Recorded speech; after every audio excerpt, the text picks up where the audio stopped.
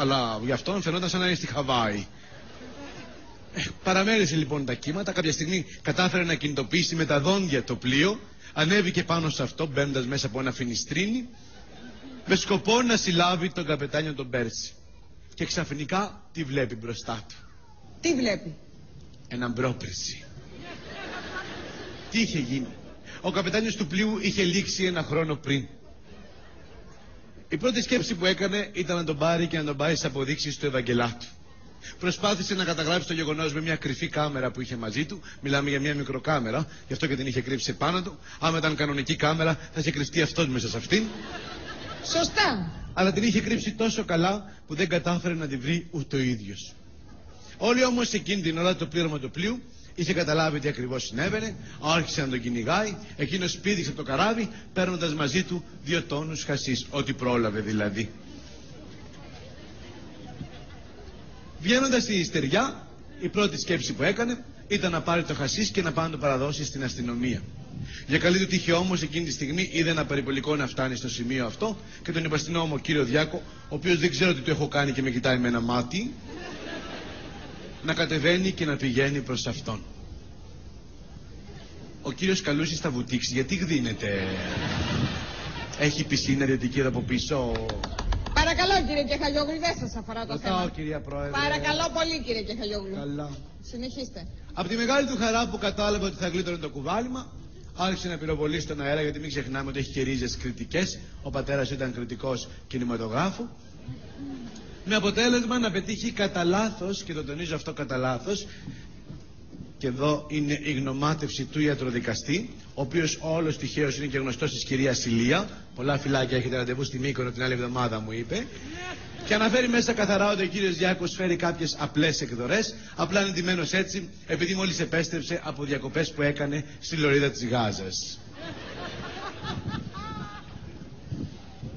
Είδατε λοιπόν με επιχειρήματα εύλογα, πιστικά και αληθινά ότι σας απέδειξα πως ο πελάτης μου είναι αθώος και ότι όλα αυτά που αναφέρθηκαν στο κατηγορητήριο όντως όλα είναι ένα ψέμα.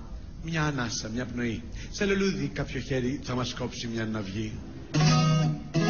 Άμα θέλετε κάποια άλλη παραγγελιά, ευχαρίστω να την πούμε.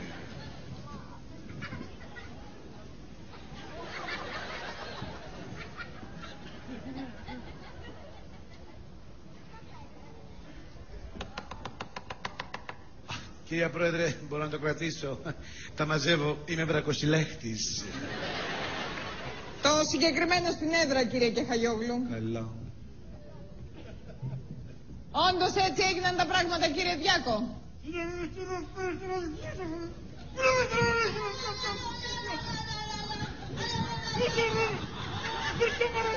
Τώρα τον είπε Κολόμπατσο.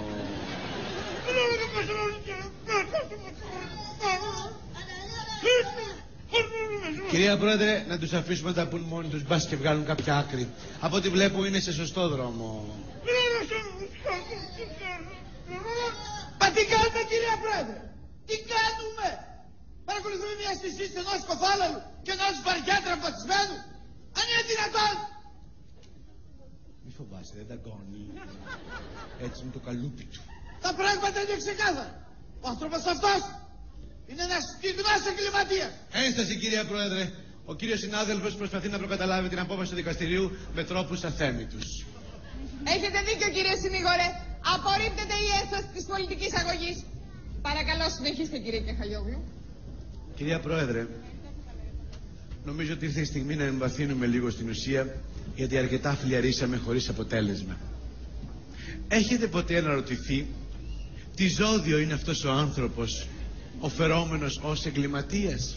Αυτή είναι μια πολύ ουσιαστική ερώτηση. Δεν θα την έκανα ιδαλλιώς. Τι ζώδιο είναι? Να μας πει ο ίδιος.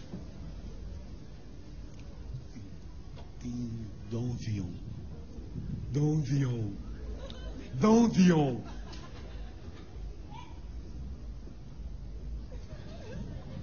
Τι είναι αυτό? Ψάρι. Τι ψάρι? Αθερίνα. Τι ψάρι κυρία Πρόεδρε, για ζώδια μιλάμε και λέμε ψάρι. Τι θα ήταν, σαλούφαρδος? Ιχθύς είναι. Θα μπορούσε λοιπόν ένας ιχθύς Ένα άτομο κοινωνικό, ευαίσθητο, με καλλιτεχνικές ανησυχίες, του οποίου η τυχερή μέρα είναι Τρίτη και τυχερός αριθμός το 17. Και αυτά δεν τα λέω, κυρία Πρόεδρε, τα λέει η Λίτσα Πατέρα στον αστρολόγο που κυκλοφορεί.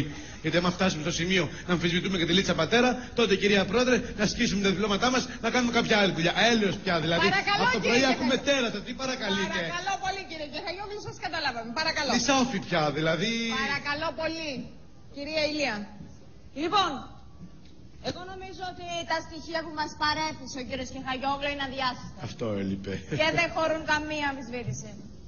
Το ίδιο άλλωστε είχε συμβεί και στην υπόθεση Καγιαλίδη. Α, για πείτε τι έγινε τότε να ακούνε μερικοί.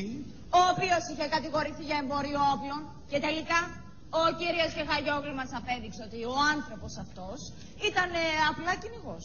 Κάνω σχεδιάκι εδώ, αφήστε το. Κάτι παρόμοιο είχε συμβεί και στην υπόθεση Δελιγιάννη. Αυτό κι αν ήταν, για πείτε. Του γνωστού καρδιοχειρουργού, ο οποίος κατηγορήθηκε ότι εισέπρατε μεγάλα χρηματικά ποσά από τους πελάτες του, ενώ ο κύριος Κεχαγιόγλου μας απέδειξε ότι ο γιατρός απλώς φύλαγε αυτά τα ποσά για να τα δώσει στους συγγενείς των ασθενών σε περίπτωση που κάτι δεν πήγαινε καλά. Και έτσι ήτανε. Α, ναι. Το ίδιο ακριβώς είχε συμβεί και στην υπόθεση Γουριώτη, ο οποίος είχε συλληφθεί με 3 κοντέινερ λατρέα τσιγάρα και τελικά ο κύριος Κεχαγιόγλου για μια ακόμη φορά μας απέδειξε ότι ο άνθρωπος αυτός ήταν απλά μανιώδης και πνιστής. Και αυτός τώρα να πηγαίνουμε σιγά σιγά αθώος, γιατί μεσημέριασε. Μα τι κάνετε, κύριε Κεχαγιόγλου? Τι νοήματα είναι αυτά? Δεν είναι νοήματα, κύριε συνάδελφε. Αυτά τώρα που ερχόμουν μου μπήκε λίγη σκόνη στο μάτι. Και στην κυρία Μπουρμπούλια μπήκε σκόνη. Και στην κυρία Ηλία. Ναι, είχε σηκωθεί κονιορτός. Παρακαλώ να ακούσουμε την πρόταση του κυρίου Εισαγγελέα. Κύριε Καλούση. Κύριε Καλούση. Κύριε Καλούση!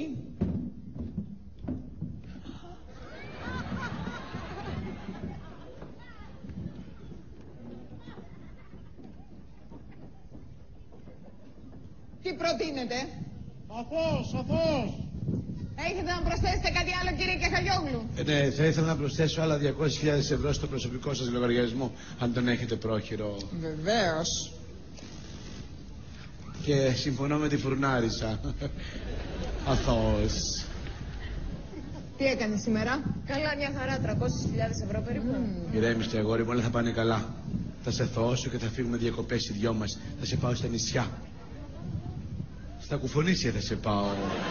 Δεν θα έχεις πρόβλημα εκεί, μια χαρά θα είσαι. Ήθελα να πάμε στο εξωτερικό, πάμε Βραζιλία.